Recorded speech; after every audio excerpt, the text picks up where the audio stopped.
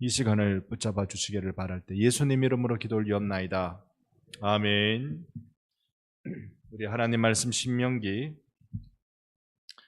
4장 1절로 8절을 교독하려 합니다. 구약 266면, 구약 성경 266쪽에 있는 신명기 4장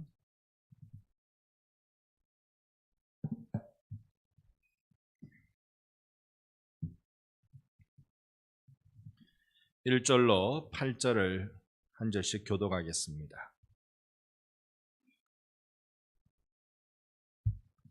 제가 먼저 1절 봅니다. 이스라엘아, 이제 내가 너희에게 가르치는 규례와 법도를 듣고 준행하라. 그리하면 너희가 살 것이요 너희 조상의 하나님 여호와께서 너희에게 주시는 땅으로 들어가서 그것을 얻게 되리라. 내가 너희에게 명령하는 말을 너희는 가감하지 말고 내가 너희에게 내리는 너희 하나님 여호와의 명령을 지키라. 여호와께서 바알보올의 일로 말미암아 행하신 바를 너희가 눈으로 보았거니와 바알보올을 따른 모든 사람을 너희 하나님 여호와께서 너희 가운데에서 멸망시켰을 때 오직 너희의 하나님 여호와께서 떠나지 않은 너희는 오늘까지 다 생존하였느니라.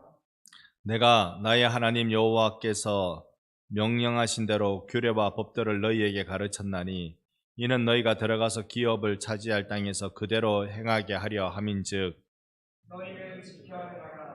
이것이 여러 민족 앞에서 너희의 지혜요 너희의 지식이라.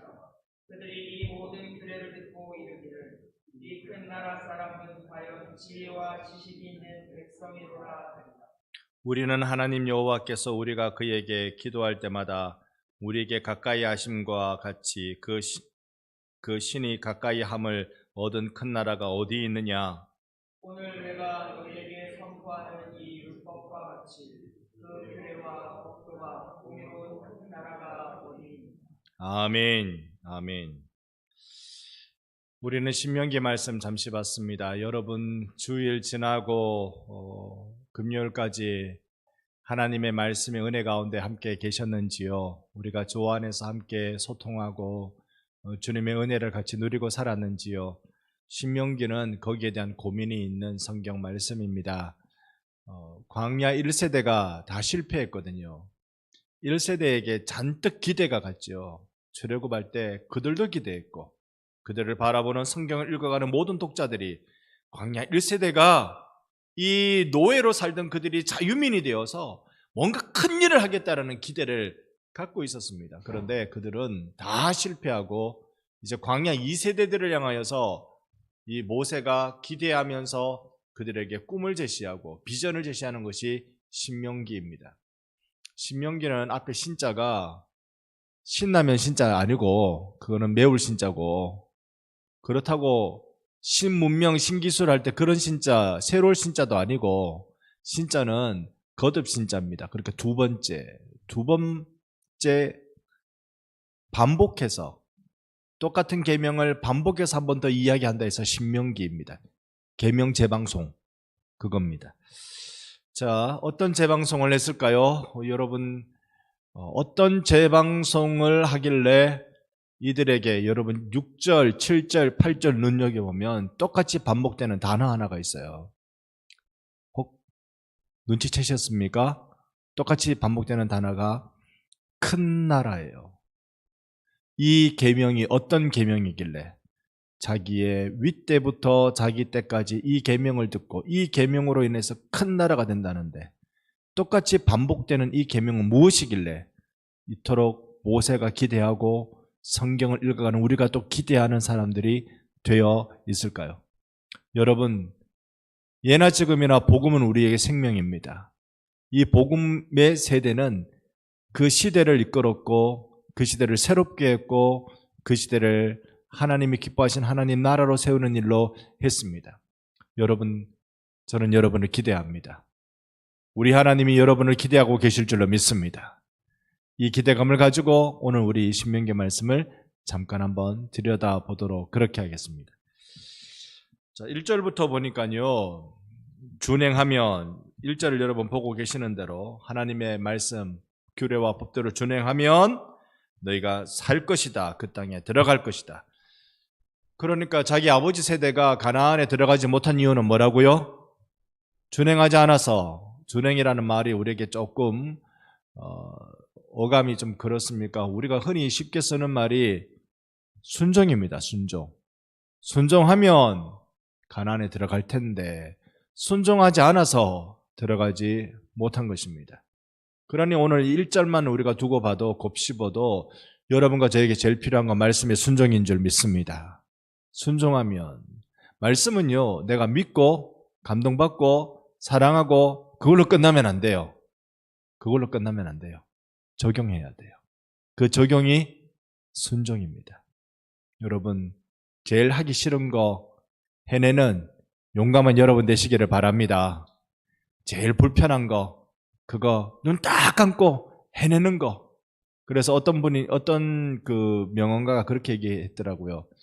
용감한 만큼 기쁨이 온다. 용감한 만큼 기쁨이 온다. 말씀을 순종하는 데는 용기가 필요합니다.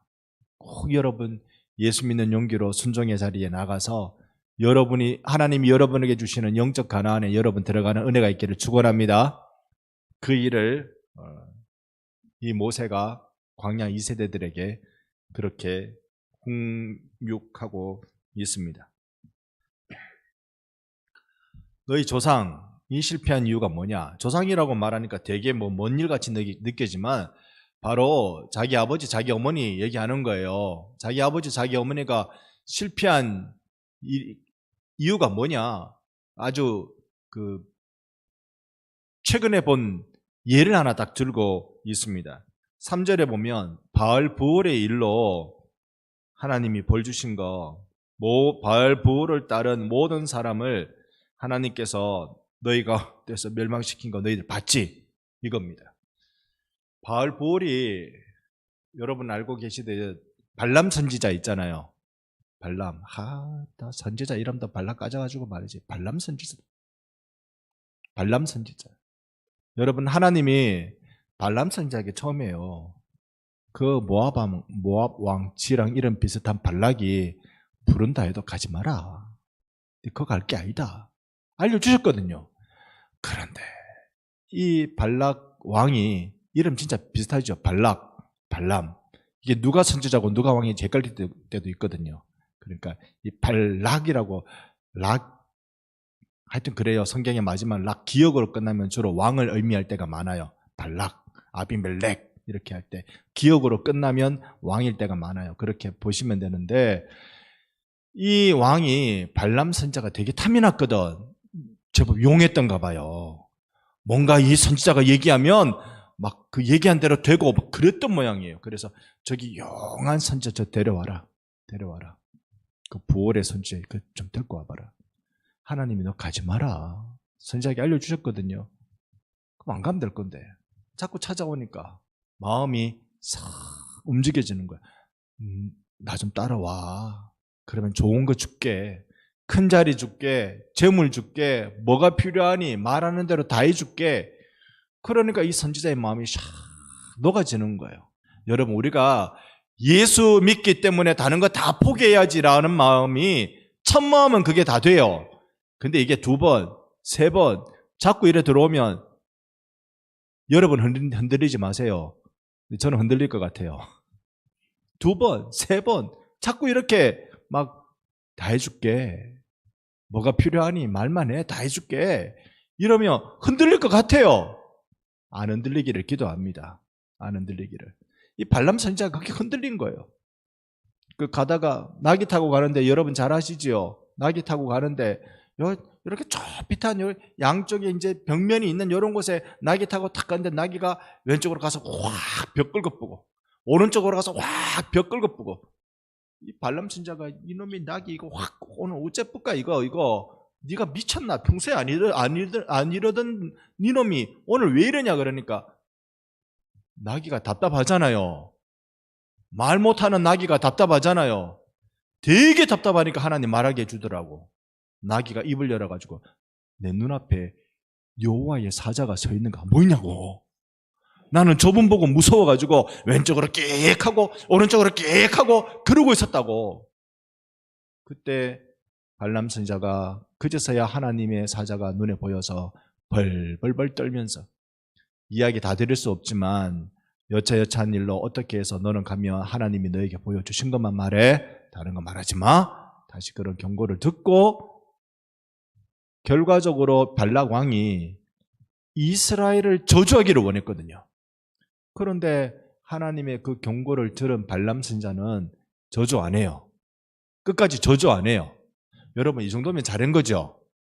근데 요한계시록에 보면 발람 선지자 잘못한 사람으로 나오고 여호수아 때 보면 발람 선지자를 가서 확 죽여버리거든. 뭘 잘못했을까? 아니, 나 좋은 거 준다고 따라갔지만 그렇다고 해서 내 신앙을 저버리진 않았거든. 좋은 거 받지도 못했고. 하나님이 하지 말라고 한 거 내가 안 했거든. 그러면 된 거 아닙니까? 그런데요, 요한계시록에 설명해 주기를 요 발람이 발람 까져가지고 말이지. 요 발람이 이스라엘 백성을 저주할 수 있는 방법을 알려줬어요. 내 입으로는 차마 저주 못하겠고 내 손에는 피를 묻히기 싫고, 왕 잘 들으세요. 요렇게 하면 이스라엘 백성이 저주를 받습니다. 잘 들어요? 라고 하면서 저주받는 방법을 알려줬다니까요. 그게 뭐냐? 이스라엘 남자들을 모압의 여자들로 꼬셔라. 이스라엘의 남정네들을 모압의 예쁜 여자들로 데리고 가서 다 꼬셔버리라. 실제로 그렇게 해가지고요, 이스라엘의 큰 저주가 임합니다. 그게 3절에 여호와께서 바알 부올을 따르는 자들을 멸하셨다라는 거예요. 그것은 세상의 유혹과 세상의 욕심을 의미하겠죠. 그 부분은 성적인 부분이었습니다만 세상이 우리에게 다가오는 유혹과 그 욕심이 어디 성적인 부분뿐이겠습니까? 우리에게 찾아온 수많은 세상의 유혹들이 얼마나 많습니까? 그런데 광야 2세대는 바로 그 다음 주 4절에 보면 4절 우리 다시 같이 한번 읽어볼랍니다. 여러분, 신명기 4장 4절 함께 봅니다.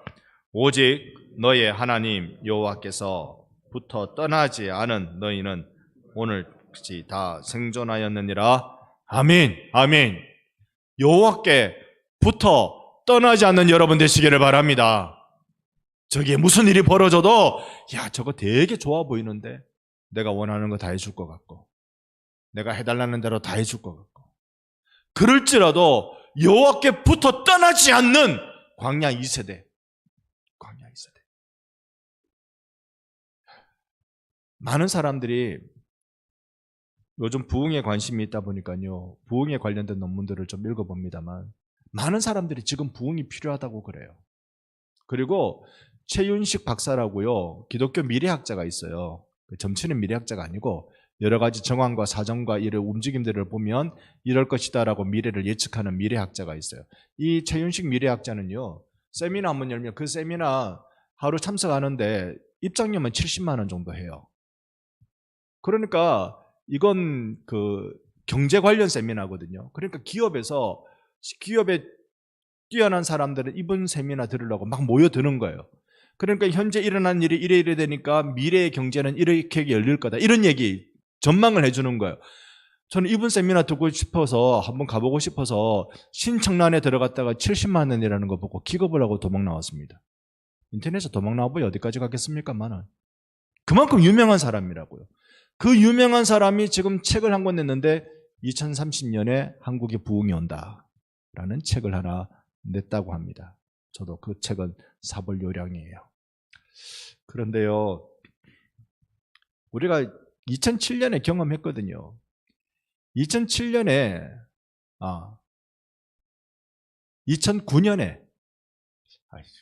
2007년 맞는데 2007년에 어게인 1907을 했습니다. 평양 부흥이 100년 뒤에 다시 이루어질 거라고 2007년에 어게인 1907을 했습니다. 부흥이 왔나요? 열심히 표만 난무했지 아무 일도 일어나지 않았습니다. 부흥은 언제 이렇게 온다고 해서 오는 게 아니에요. 부흥은 그런 거 아닙니다. 준비가 될 때 하나님 일으켜 주시지. 그냥 떼쓴다고 오는 것도 아니에요. 정말 준비가 됐느냐. 광야 2세대들은요. 준비가 됐어요. 광야 2세대들은 그들의 세대는 부모 세대하고 달랐어요.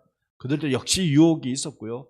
그들도 역시 잘못한 점이 없지 않았습니다만은 광야 2세대는 여호와께 붙어서 떠나지 않은 세대예요.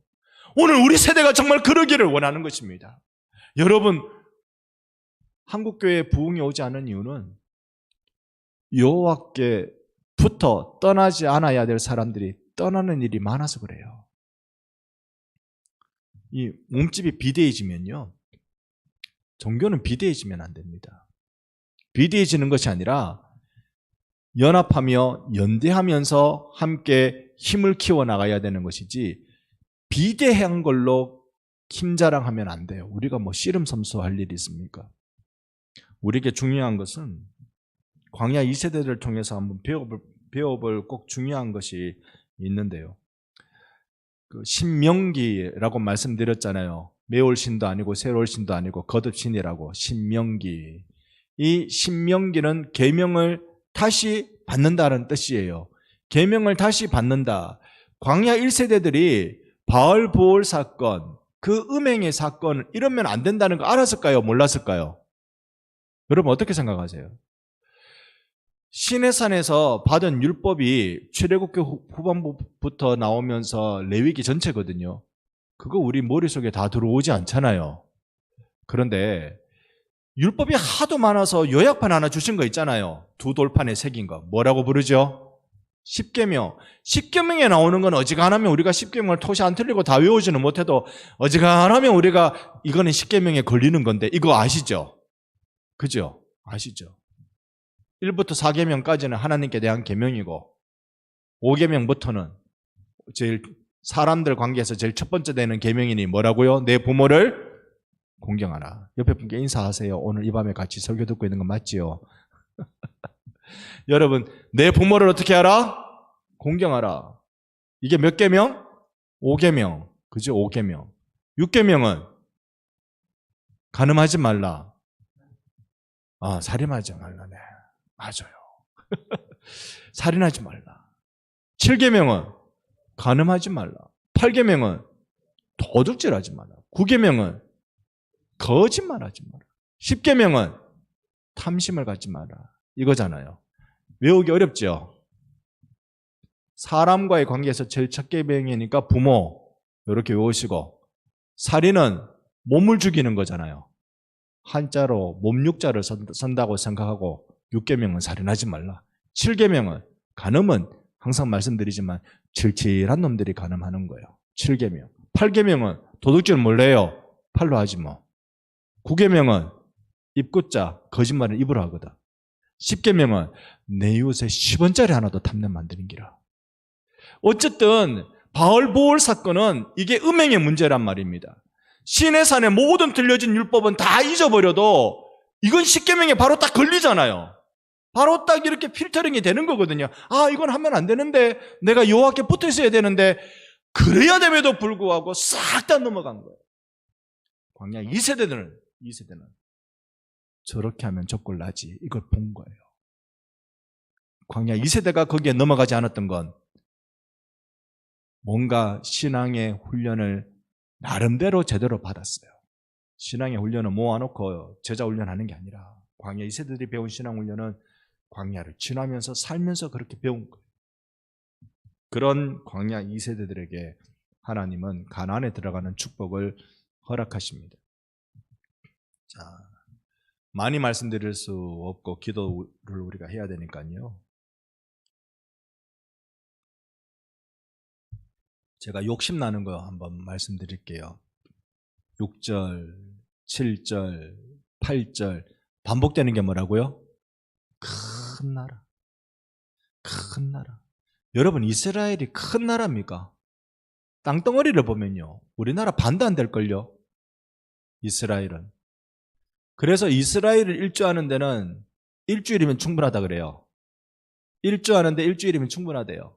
땅덩어리가 우리나라 반도 안 돼요. 그 조그만 나라가 큰 나라입니까? 큰 나라지. 하나님이 큰 나라라고 말씀하셨으니 큰 나라가 되는 이유를 여러분 6절, 7절, 8절 쭉 보면 그래요. 6절에 지혜가 있어서 그렇다 그래요. 7절에는요. 기도하니까 그렇다 그래요. 기도해서 하나님께 가까이 하나님과 가까이 대하는 나라라서 그렇다 그래요. 8절에는요.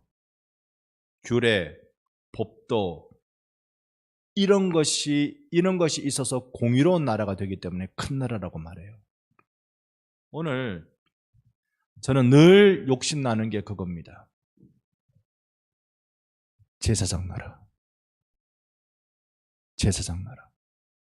복을 받고 복을 전하는 나라. 저는 우리 대한민국이 제사장 나라 되기를 원합니다. 오늘 총회 홈페이지에 뭐 좀 살펴볼 게 있어서 우리 총회 홈페이지에 들어가려면 대한예수교 장로회 합동 이렇게 들어가면 우리 총회 홈페이지에 들어가거든요. 근데 워낙 많은 사람들이 들어가서 뭐 앞에 몇 글자만 쓰면 바로 그게 이제 쫙 나와요.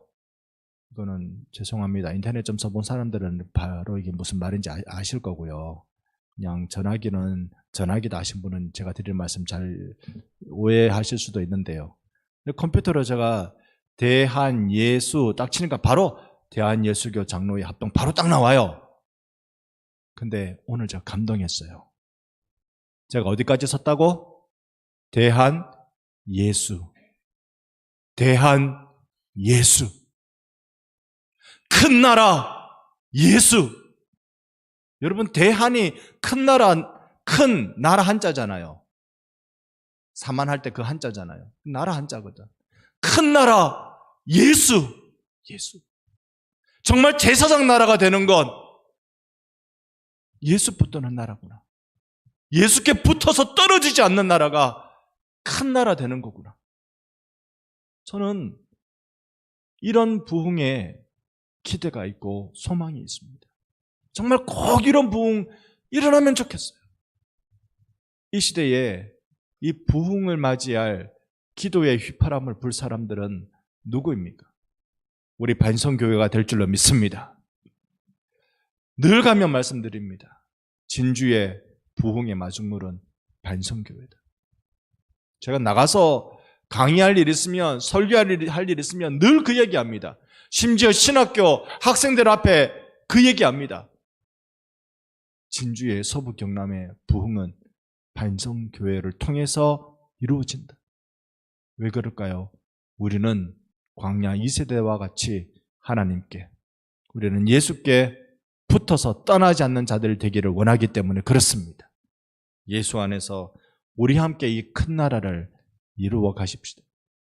이 나라를 이루는 것, 우리가 1절부터 8절까지 읽었지만 계명, 법도, 규례 이런 하나님의 말씀이 중요하구나.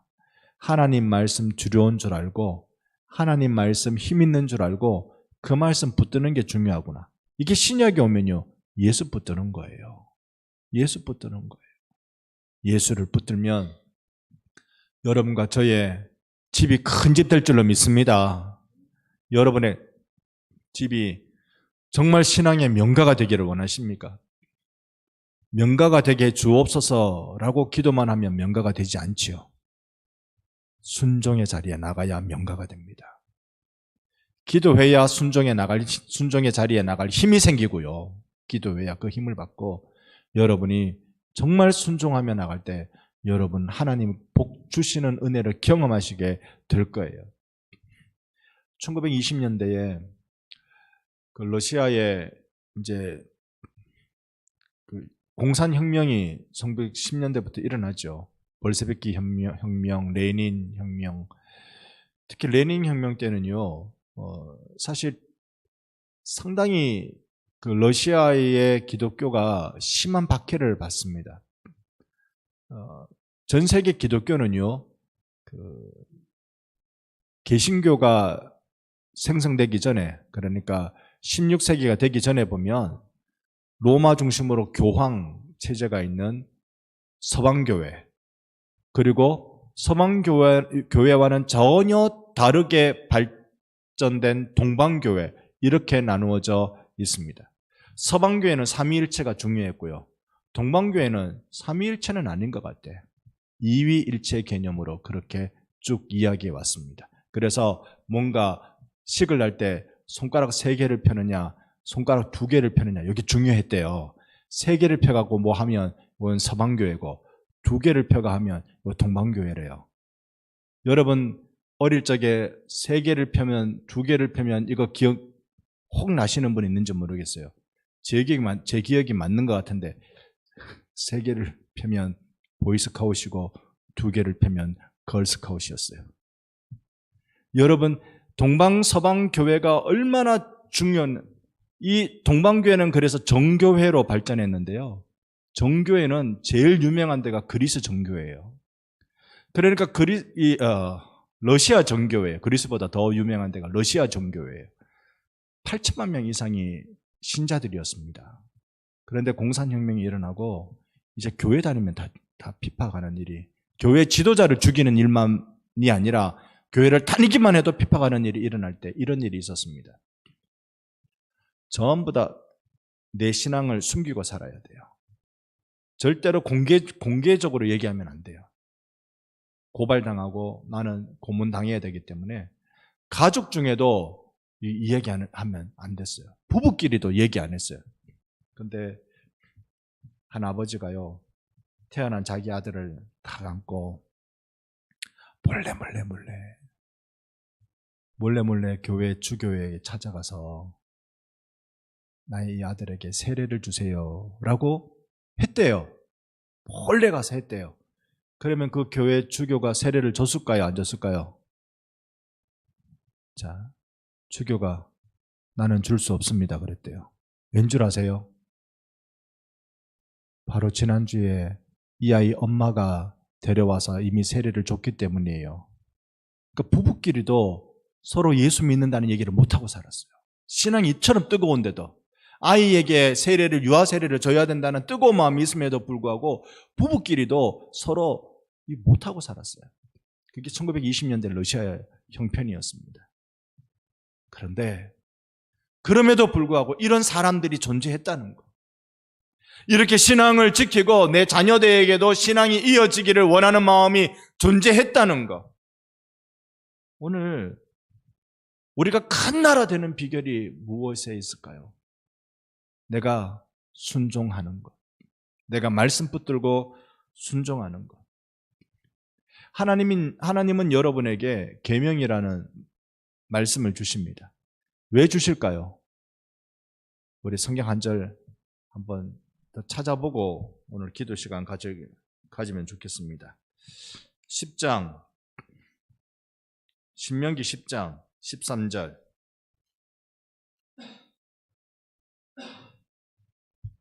신명기 10장 13절. 277면이죠. 10장 13절. 우리 앞에 방송으로도 보이는데요. 함께 읽어봅니다. 내가 오늘 내 행복을 위하여 내게 명하는 여호와의 명령과 규례를 지킬 것이 아니냐. 아멘. 하나님이 명하는 명령, 규례, 이거 왜 주셨다고요? 너의 행복을 위하여. 행복을 위하여. 가나안에 들어가면 잘 살 수 있는 비결이 뭐냐? 농사 짓는 법이 아니라 하나님의 말씀에 순종하는 것. 너의 가문을 일으킬 수 있는 비결이 뭐냐? 그건 공부 열심히 많이 시키는 것이 아니라 너가 하나님께 순종하는 것. 정말 나의 행복을 위하여 하나님은 말씀을 주셨습니다. 신약의 말로는 나의 행복을 위하여 예수를 주셨습니다.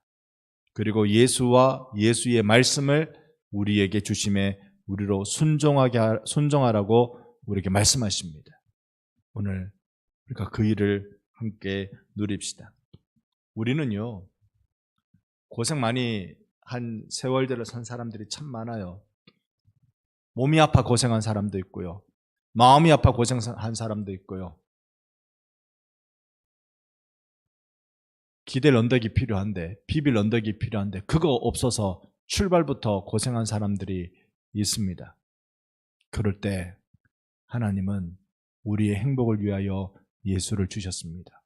순종하면 여러분 반드시 행복해집니다. 여러분의 이 순종으로 인한 행복이 모이면 이 나라가 큰 나라가 되고 제사장 나라가 되는 것입니다. 그 일에 우리 반성교회가 헌신하겠다고요. 그 일에 하나님 앞에 부흥을 간구하고 외치는 것으로 끝나지 않고 회개하며 순종의 자리에 나아가겠다고요. 함께 여러분 도와주십시오. 함께 마음을 모아 주십시오. 그리고 우리 순종의 자리에 나가서 예수께서 나를 새롭게 해주시는 큰 은혜를 경험하는 큰 나라, 제사장 나라 만들어가는 우리 반성교회 성도들 되어주시기